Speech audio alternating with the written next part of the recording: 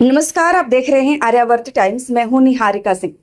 बिहार की राजनीति में बयानों की जंग लगातार तेज होती जा रही है। नेता प्रतिपक्ष तेजस्वी यादव द्वारा मुख्यमंत्री सम्राट चौधरी पर की गई तीखी टिप्पणी के बाद अब भारतीय जनता पार्टी ने भी जोरदार पलटवार किया है। भाजपा के प्रवक्ता अजय आलोक ने तेजस्वी यादव और लालू परिवार पर कई गंभीर राजनीतिक आरोप लगाए हैं। आइए जानते हैं क्या कहा तेजस्वी यादव ने और उसके जवाब में बीजेपी ने किस तरह का हमला बोला। रविवार को आयोजित प्रेस कॉन्फ्रेंस में नेता प्रतिपक्ष तेजस्वी यादव ने बिहार सरकार पर भ्रष्टाचार, टेंडर प्रक्रिया और प्रशासनिक कार्यशैली को लेकर कई सवाल उठाए। इस दौरान उन्होंने मुख्यमंत्री सम्राट चौधरी पर तीखा हमला बोलते हुए अंगूठा छाप मुख्यमंत्री बताया।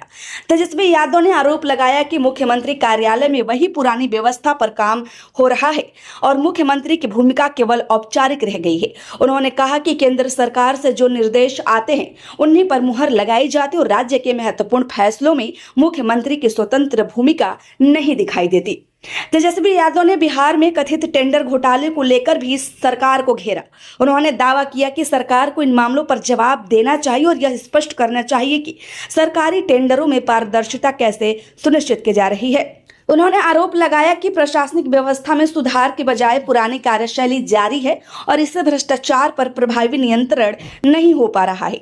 प्रेस कॉन्फ्रेंस के दौरान उन्होंने सरकार के सामने कई सवाल भी रखे और इन मुद्दों पर जवाब मांगा।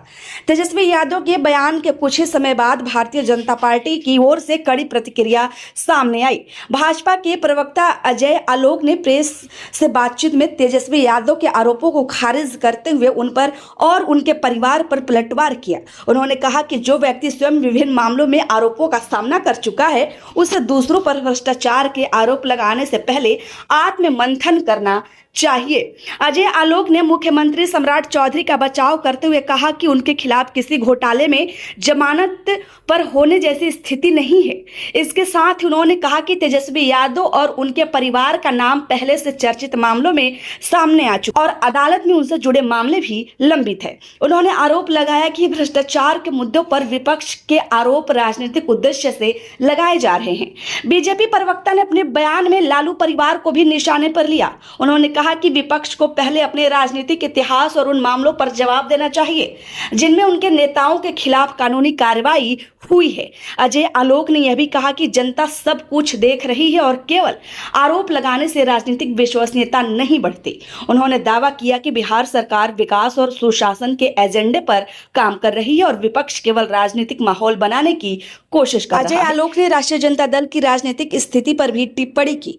उन्होंने कहा कि विधानसभा में राजद की संख्या पहले की तुलना में काफी कम हो चुकी है और यदि आगे भी विधायकों की संख्या घटती है तो नेता प्रतिपक्ष की स्थिति पर भी सवाल खड़े हो सकते हैं।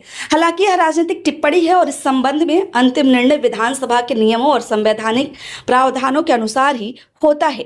फिलहाल तेजस्वी यादव के आरोपों और भाजपा के पलटवार के बाद बिहार की राजनीति में बयानबाजी और तेज हो गई है। एक और विपक्ष सरकार को भ्रष्टाचार, टेंडर प्रक्रिया और प्रशासनिक कार्यशैली के मुद्दे पर घेर रहा है, वहीं दूसरी ओर भाजपा विपक्ष की विश्वसनीयता और उसके पिछले रिकॉर्ड को सवालों के घेरे में ला रही है।